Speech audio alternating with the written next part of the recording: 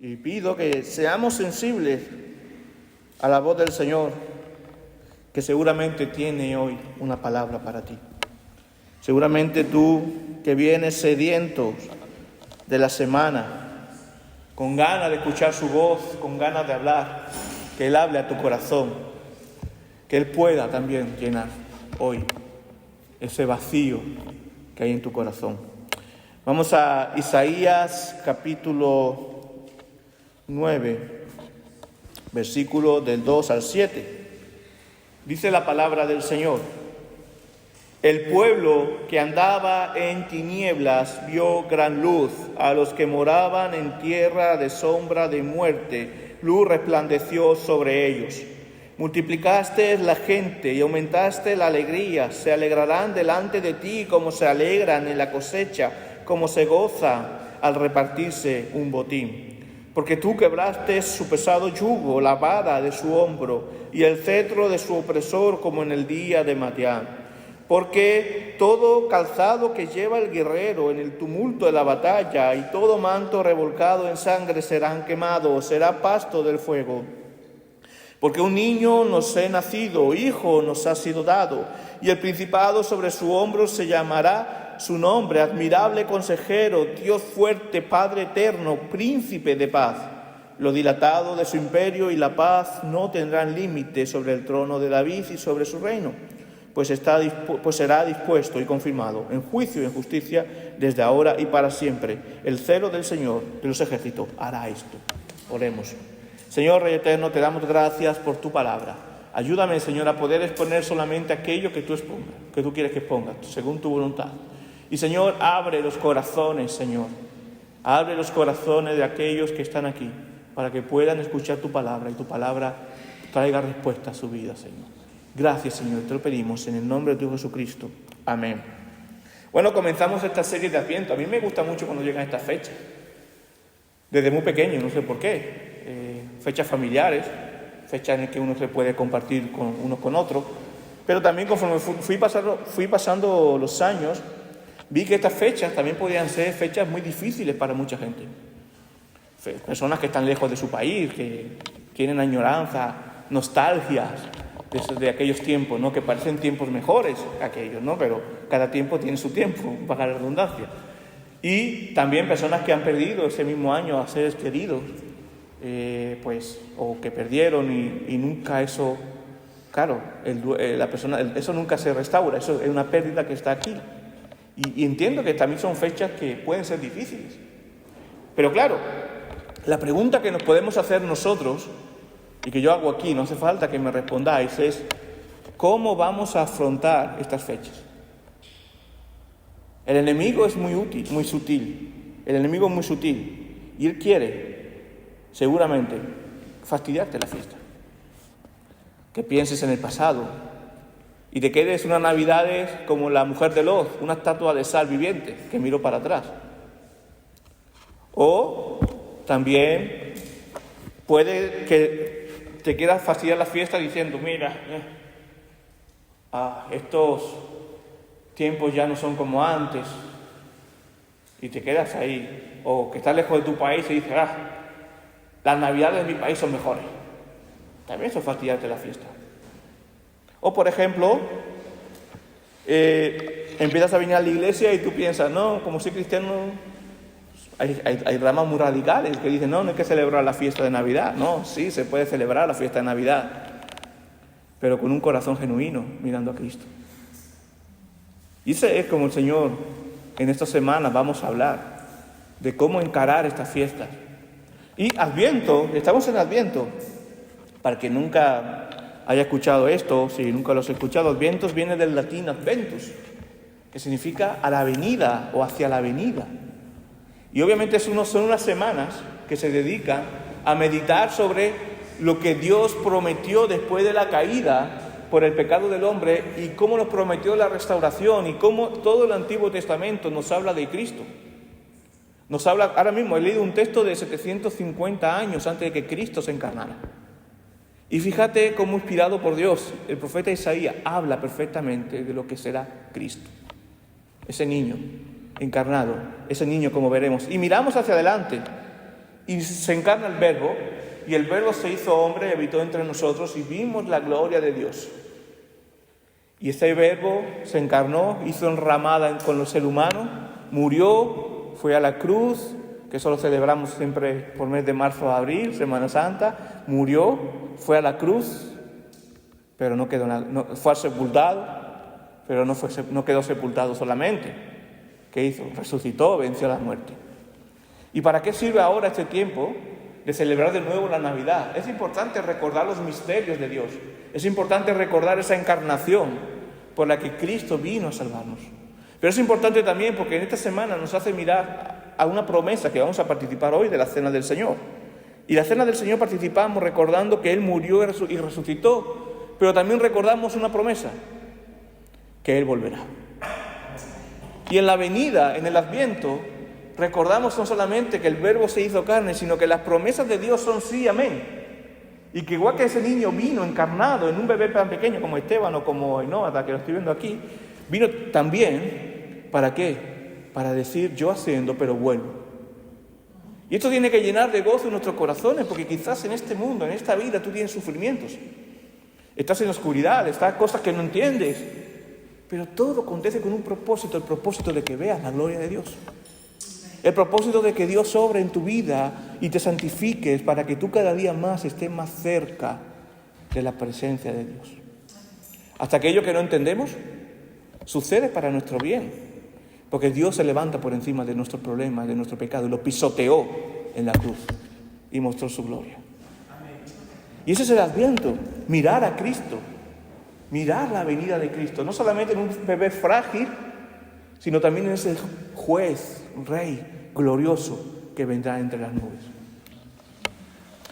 Y es un tiempo que la Iglesia a lo largo de la historia nos hace mirar y reflexionar también sobre el Verbo encarnado. Pues igual que el mundo se preparó para recibir a este Verbo encarnado, también nosotros nos recibimos para recibir al Rey de Reyes y Señor de Señores. Y ahora volviendo al Verbo encarnado, ¿por qué fue necesario que el Verbo se encarnara? ¿Por qué es necesario reflexionar sobre esto ahora? Vamos a ver 4 puntos importantes en este sermón. Un primer punto es, porque había un pueblo que estaba en tinieblas. Yo no sé cómo estás hoy, pero nosotros nacemos en tinieblas y necesitamos ver esa luz. Había un pueblo que estaba en tinieblas, caminaba en tinieblas. Y ese Verbo se tuvo que encarnar para que la luz, el segundo punto, la luz quebrara nuestra esclavitud, nos liberara de la esclavitud. Y el tercer punto que vamos a ver es la señal de la luz. ¿Cuál es la luz? Estamos hablando de una luz, pero ¿cómo se manifiesta? ¿Cuál es la señal de la luz? Un niño nos ha nacido. Y es un niño que nos ha nacido para reinar. Por eso he titulado la predicación, vieron la luz del Rey, vimos la luz del Rey. Y el cuarto punto es, ¿quién es este niño? Hay un villancico, un himno navideño que estamos practicando Sandra y yo para cantar en estos domingos, que dice, ¿qué niño es este? Que al nacer en brazos de María, como todo el mundo se pregunta, ¿quién es este niño? Y es un niño, un rey, encarnado desde el trono, vino desde el trono, para siempre reinar, y que reine en nuestros corazones. Entonces, partiendo de la base, ¿por qué era necesaria la encarnación del Verbo? Era el pueblo que caminaba en tinieblas. Y comienza diciendo Isaías capítulo 9, versículo 2. El pueblo que andaba en tinieblas vio gran luz, a los que moraban en tierra de sombra de muerte, luz resplandeció sobre ellos. ¿Pero qué significa esto? Vamos a profundizar un poco más en esto. El pueblo, ¿quién es el pueblo? El mundo. El mundo, que andaba en tinieblas. ¿Y por qué andaba en tinieblas? Y después, pero antes de responder esta pregunta, dice, los que moraban en tierra de sombra de muerte. ¿Qué significa esto? Aquí no hay guerra, aquí no hay gente muriendo a los lados. Pero esta sociedad caída, hermanos, amigos, está llena de muertos espirituales. Nosotros estábamos muertos espiritualmente, o estamos muertos espiritualmente si no hemos recibido a Cristo como Señor y Salvador. ¿Y qué resulta? Que el pueblo que caminaba en tiniebla, en sombra de muerte, estaba así por una cosa, el pecado. ¿Cómo entra el pecado en el mundo? El pecado de Adán y Eva. La reunión de oración pasada, que conectados por Zoom, hablamos precisamente de este pecado, de este vacío que creó. Génesis 3, lo puedes leer entero. Ahí, por el pecado, por la desobediencia de Adán y Eva, toda la humanidad fue constituida pecadora. Pero hay una promesa aquí, en el versículo 15, que lo hemos leído al principio del culto. Pondré enemistad entre ti y la mujer, entre tu simiente y la simiente suya. Esta te herirá en la cabeza y tú le herirás en el talón. Está hablando, pondré enemistad. La serpiente, que es el diablo, y la simiente de la mujer. ¿Quién es la simiente de la mujer que va a pisar la cabeza de la serpiente? Cristo. Pero ¿va a pisar y va a ser gratis? No, no va a ser gratis. Va a pisar y la serpiente le va a herir el tobillo. ¿Qué significa esto? Que justamente después de la caída, Dios pudo haber destruido al ser humano. Pudo haber destruido al ser humano y haber dicho, ya no tenéis remedio, habéis desobedecido, te condeno. Pero Dios muestra su misericordia.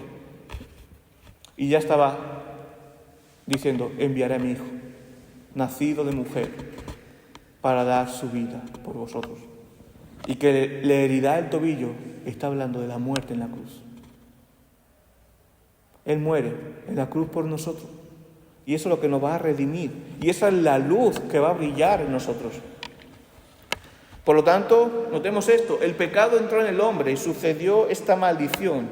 Que el hombre comenzaba a caminar en tinieblas, lejos de Dios, y no podía salir de ella por sí mismo. Nadie nace capacitado para salir de la muerte. Nadie, y no estoy hablando de la muerte física solamente, también hablo de la espiritual. Nadie puede salvarse a sí mismo. Yo no puedo tampoco salvar a nadie. No puedo salvaros a vosotros. Ni vosotros podéis salvarme a mí. Ni yo puedo salvarme a mí mismo, porque soy pecador. Tuvo que venir alguien que se encarnó, plenamente hombre, plenamente Dios, para que al morir en la cruz fuera satisfecha el pecado, el precio del pecado que nosotros debíamos a Dios, que fuera satisfecha la desobediencia. Fueron cubiertos nuestros pecados por su sangre.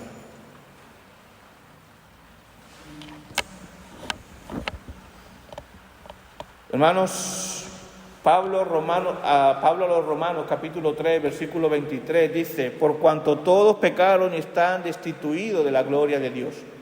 Todos hemos pecado y estamos destituidos de la gloria de Dios. Pero hay una buena noticia, que esa luz resplandeció, vino y resplandeció. El pueblo que andaba en la tiniebla, dice, vio una gran luz. Los que moraban en sombra de muerte, luz resplandeció sobre ellos. Es necesario, hermanos, que esta luz irradie hoy en este mundo lleno de tinieblas. Es necesario que esta luz irradie hoy, comenzando en tu corazón. Como dice el versículo 36 del Salmo, el versículo 9 del Salmo 36, porque contigo está el manantial de vida, en tu luz veremos la luz. Y hermanos, cuando viene la luz a tu vida, ¿qué simboliza? Antes estábamos en tinieblas, caminábamos en tinieblas. La tiniebla, ¿qué pensamiento te trae a tu cabeza? Horror. A mí me da hasta claustrofobia. Horror. Sabes que vas caminando por una sala, imagínate, llena de cosas, y está oscuro. Y te estás tropezando, cayendo, pum, golpe tras golpe. Trae horror, trae inseguridad, las tinieblas. Trae terror. Pero ¿qué trae la luz? Imagínate que estás en esa habitación y de repente brilla una luz. Y ya dices, mira, aquí están los objetos, ya puedo esquivarlo. La luz trae sabiduría. La luz trae paz.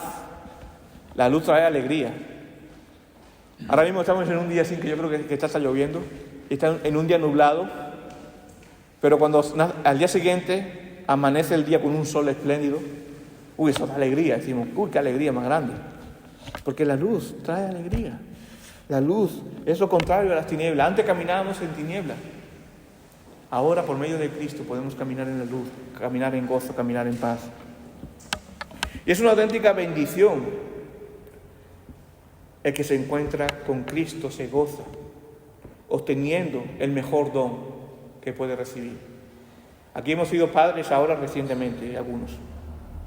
Y sí, es un don maravilloso. Y Winnie dirá lo mismo de Noah. Es un don maravilloso. Pero créeme que el don de la luz de Cristo, el don de la salvación, no se compara al don de un hijo. Porque es mucho más grande ese don de la luz de Cristo. Es más grande el amor de Dios en nosotros. Obviamente eso trae consecuencias positivas para la casa. Trae consecuencias positivas para él. Porque también si se quiere un hogar cristiano, la luz de Cristo va a irradiar en su corazón. Y lo va a proteger de cosas tan terribles que vivimos en esta sociedad hoy en día que da miedo. Las tinieblas.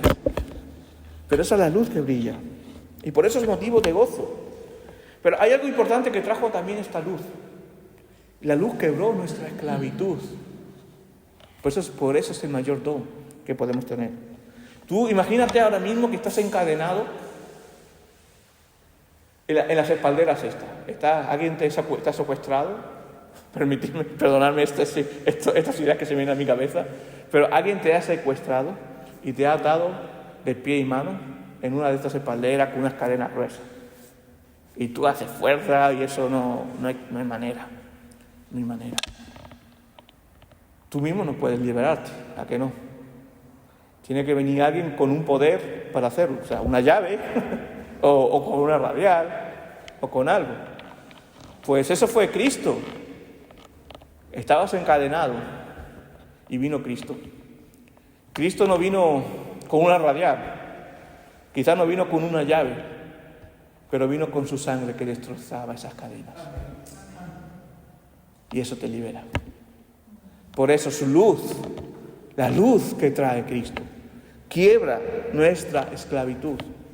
Eres esclavo de algo. Todos luchamos con debilidades. Nadie aquí somos santurrones. Todos tenemos nuestras batallas, nuestras luchas. Obviamente en el Señor vamos caminando. Eres esclavo de algo. Mira a Cristo, Él te libera. Eres esclavo de algo, tú no puedes liberarte por tu fuerza. Sí, te pueden ayudar ciertas terapias psicológicas de hoy en día. Puede ser un psicólogo. Yo no estoy en contra que se combinen las cosas, ¿no? Sí, te pueden ayudar. Un psiquiatra te puede ayudar en muchas cosas. Pero el único que te puede liberar espiritualmente, el único que te puede salvar es Cristo. Ni siquiera una iglesia, ni siquiera un pastor. Obviamente, ya que eres salvo, vienes a la iglesia. Pero nadie te puede liberar, solamente Cristo. Mirar a Cristo. Por eso es la luz. Dice el versículo 4, porque tú quebraste su pesado yugo, la vara de su hombro y el cetro de su opresor como en el Medián, porque todo calzado que lleva el guerrero en el tumulto y la batalla, todo manto revolcado en sangre será quemado, serán pasto del fuego. Por lo tanto, el Verbo encarnado vino para liberarnos de la esclavitud. Y aquí está, no voy a entrar mucho en esto, que si no pediría más, o sea, estaríamos hablando mucho tiempo, pero aquí el profeta Isaías está hablando de dos momentos complicados del pueblo de Israel. Uno fue la esclavitud en Egipto, por eso está hablando aquí de esto, cómo fueron liberados, recordar que fuiste liberado. Y otro es en el libro de Jueces, del capítulo 6 al capítulo 8, cuando luchan contra Madián y vence. Cómo Dios se ha manifestado gloriosamente, pero aquí Isaías, inspirado por Dios, está hablando de una victoria muchísimo mayor comparada con cualquiera. Todas las victorias que ha tenido el pueblo de Israel en el Antiguo Testamento muestran, es una sombra real y verdadera de lo que realmente será la verdadera victoria, que es la victoria de Cristo en la cruz. Y empieza a decir, el Verbo que vino liberarnos de la esclavitud.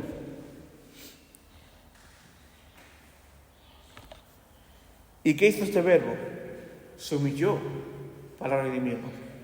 Hay alguien que piensa, ok, se humilló, pero nació y después se humilló solamente cuando fue a la cruz. El momento de su encarnación ya es el comienzo de su humillación. Piensa en algo. Y tengo dos imágenes perfectas para ilustrarlo. Un bebé pequeño, bueno, empezamos por otro camino. El Dios creador, la segunda persona de la Trinidad, el verbo, el que nos ha hecho a nosotros, se hace creación, se encarna en un bebé. Y miraros, estoy viendo aquí a los dos bebés y son dependientes total de su madre.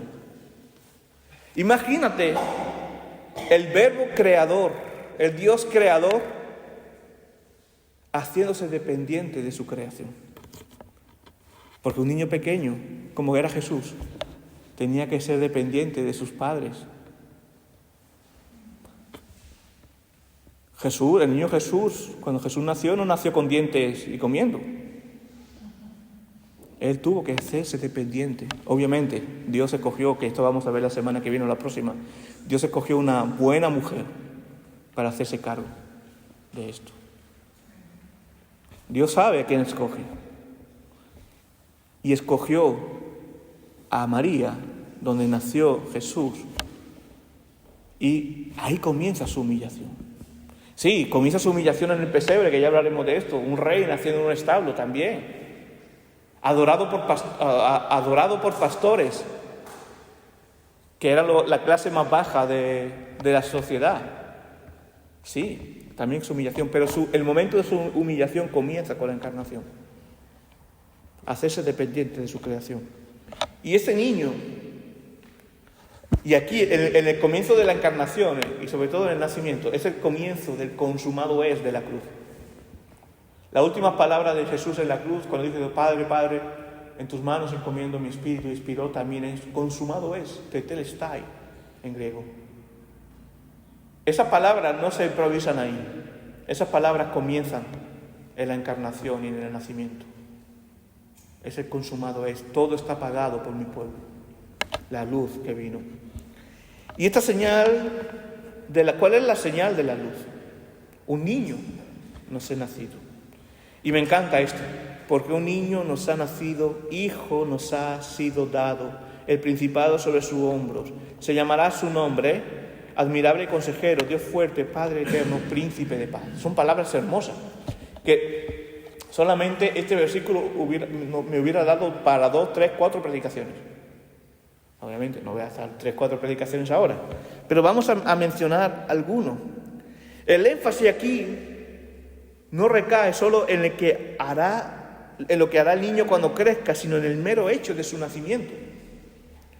Mediante su venida, todos los resultados, solamente con el hecho de su encarnación, todos los resultados de su obra están garantizados ya. El énfasis no recae en nosotros. La Navidad no recae en nosotros, sino en aquel que viene. En aquel que es, en el niño, el hijo que expresa que es el varón, que viene con dignidad para salvarnos, el rey de reyes, es nacido como linaje de hijo, pero también siendo plenamente Dios. ¿Y qué dice el profeta de este niño? Un niño admirable consejero. ¡Wow! Un niño admirable consejero. ¿Qué significa esto de admirable consejero? ¿Por qué es llamado admirable? Porque también es Dios. Y se admira como Dios que es. ¿Y por qué es admirable consejero? Porque como es Dios, como es hombre, conoce el consejo de toda la creación. Él recibe la admiración de los ángeles y los santos glorificados. Él, como consejero, ha estado presente en la creación. Y ese Dios que ha estado presente en la creación, se hace creación para salvarte. Es consejero porque tiene un consejo íntimo de lo que es Dios, porque es Dios. Tiene un consejo íntimo de la eternidad, porque Él es quien la crea. Él es la eternidad. Da el consejo a los hijos de los hombres, por quien procura su bienestar. Él es el que nos aconseja a seguirle a Él para ser salvos. Es el que por medio de su Espíritu Santo nos aconseja hoy en día a hacer su voluntad. Admirable consejero. Y un niño, Dios fuerte. Wow, Dios fuerte. Al igual que tiene sabiduría, también tiene fuerza y poder. Él puede salvar. Él tiene el poder, el único, para salvar perpetuamente a los otros. Y esta es la obra del mediador, del niño que será mediador. El poder de Dios fuerte para salvarnos. Admirable consejero, Dios fuerte. Wow, un niño Padre eterno. Nos habla de un niño Padre eterno. El Padre eterno, Padre, Él es la imagen del Dios invisible, del Dios creador, del Padre, de toda el Padre, de un concepto creador, de toda la creación.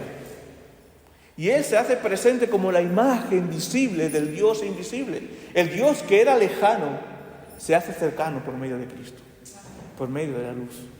Hoy, e íntimamente, como el esposo que hemos dicho, puede tener intimidad contigo. Y no solamente es Padre eterno, es príncipe de paz. Hemos hablado de que nosotros estábamos enemistados con Dios por nuestro pecado, alejados, caminando a espaldas de Dios. Éramos enemigos de Dios por nuestra naturaleza. No podíamos obrar bien ante Dios.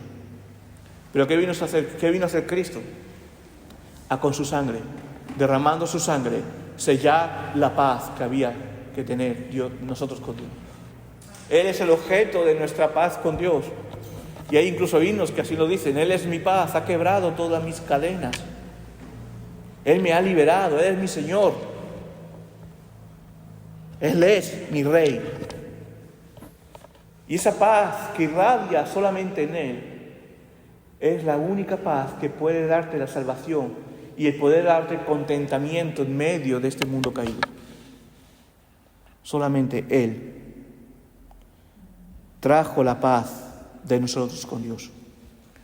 Y encarnado desde el trono para siempre. ¿Dónde estaba Jesús antes de ser encarnado? En el trono. ¿Y qué hizo? Dejar su trono para encarnarse en un bebé dependiente de sus padres. Pero ¿quién es? ¿Dejó de ser rey? No, Él sigue siendo rey. Y es rey. Dice, dice el versículo 7, lo dilatado de su imperio y la paz no tendrán límite sobre el trono de David y sobre su reino, porque será dispuesto y confirmado en juicio y justicia desde ahora y para siempre. El celo del Señor de los ejércitos hará esto. Un rey de paz sin límite. Tú buscas el bienestar en tu vida, sí. Buscas el estar tranquilo, vivir en paz. Sí. Pues búscalo donde tú quieras, que no lo vas a encontrar, solamente en Cristo. Solamente en Cristo. Y en la intimidad con Él, en la oración. Y no solamente porque vengas a la iglesia, no. Que lo busques en tu día a día, en la comunión con Él. De nada sirve venir a la iglesia si en tu día a día no está presente Él como Rey, como el Rey de paz en tu vida. Buscarlo ahí. El rey es el rey prometido del linaje de David. Cuando Dios promete a David en 2 de Samuel 7, del 13 al 14, que su reino no tendrá fin. Es Cristo el objeto del rey. Y lo más importante, es un rey justo también. Pues será dispuesto y confirmado en juicio y justicia, dice. El reino, su reino, a diferencia, el ser humano tenemos, aquí en la sociedad, en la tierra, tenemos políticos que nos pueden gustar más, nos pueden gustar menos, pero no son justos muchas veces. Buscan la justicia de los hombres. La justicia de Dios es diferente. Y tenemos un rey por encima de todo, que es un rey justo, que es nuestro Señor. Que Él sea nuestra bandera, que Él sea nuestro país, que Él sea nuestra nación. Y es un rey que es para siempre. No es un presidente que está 4 años y se va, o es un rey que muere y nos quedamos un rey y viene otro rey. No, es un rey que está en su trono desde siempre y para siempre. Hermanos, estamos finalizando ya esta predicación y debemos entender lo siguiente: ¿cómo encarar estas fechas? He comenzado diciendo, quizás son fechas bonitas, a mí me gustan, y este año más tengo motivos para estar más contento, pero no para todo el mundo son fechas de combates también. ¿Cómo encaramos esto? ¿Cómo encaramos esta cuesta de diciembre Puedes vivirlo renegando, puedes vivirlo de una manera humanista o una manera consumista y no te llenará. Pero recordando siempre esto te ayudará a poner el foco donde debe ser. Debes recordar algo, hermanos. Estábamos destituidos de la comunión y la gloria de Dios. No teníamos parte con Dios. Incapaces de salvarnos por nosotros mismos, por nuestros propios medios. Estábamos condenados al infierno. Esclavos, como hemos dicho antes. Solamente Él, el Verbo encarnado, podría salvarnos. Y comenzó su humillación con su encarnación. Pero esto no es algo improvisado. Lo vemos desde el comienzo de la caída, incluso desde antes de la fundación del mundo. Ya estaba prometido este Salvador. Dios prometió un Salvador. Y toda la Biblia, el Antiguo Testamento, desde Génesis capítulo 1, versículo 1, nos habla de este Salvador que es Cristo. Y vino el Verbo, y el Verbo se encarnó y habitó entre nosotros, y vimos la gloria de Dios. Este Verbo es el Rey de Reyes y Señor de Señores, que vino a su luz, vino con su luz a tu vida. Y hoy se te presenta esta luz. Vuelvo a preguntar, hermanos, ¿cómo celebramos? ¿Cómo celebramos estas fechas? Es la luz de Cristo que debe brillar en nosotros. Cuando tú pones tus ojos en Cristo, es verdad, echarás de menos los que no estén, echarás de menos tu país, echarás de menos tus costumbres, echarás de menos tú hace 2 navidades que estabas trabajando y ahora no, y no puedes tener una Navidad bonita, simplemente echarás de menos. Pero tu vida tendrá sentido cuando Cristo, su luz, llena tu corazón cada día de tu vida y también en este tiempo de Navidad. No importa cómo estés, dónde estés. Si la luz ha llegado a tu vida, has alcanzado la paz. Y esa paz sobrepasa todo entendimiento y llena cualquier vacío. Y te lo digo convencido 100% porque yo he vivido esto y lo vivo. Hermano, amigo, no menosprecies la luz de Cristo. No te dejes llevar por las luces que pone el ayuntamiento, que son muy bonitas, no digo que no, sino que la verdadera luz de estas Navidades sea la luz de Cristo, mirando a Cristo, como esa luz que brilla, y es Él, nuestro Rey. Oremos. Señor, te damos gracias por tu palabra, te damos gracias por tu amor, Señor. Te pedimos que sea tu luz brillando en nosotros, Señor, y que a la vez también esa luz brilla a los demás a través de nosotros, Señor. Te pedimos que en estas fechas solo miremos a ti, que no hagamos comparativas con otros tiempos, que no hagamos comparativas con otros países, con otras zonas, Señor, porque eso estaríamos diciendo que estamos descontentos con aquello que tú nos das, Señor. Señor, que estemos donde estemos, hagamos lo que hagamos, como estemos, Señor, que tú seas el centro y sea para ti la gloria, Señor, y podamos tener contentamiento y paz por siempre, Señor. Te lo pedimos, Rey eterno, en el nombre de Dios Jesucristo, que vive y reina por los siglos de los siglos. Amén.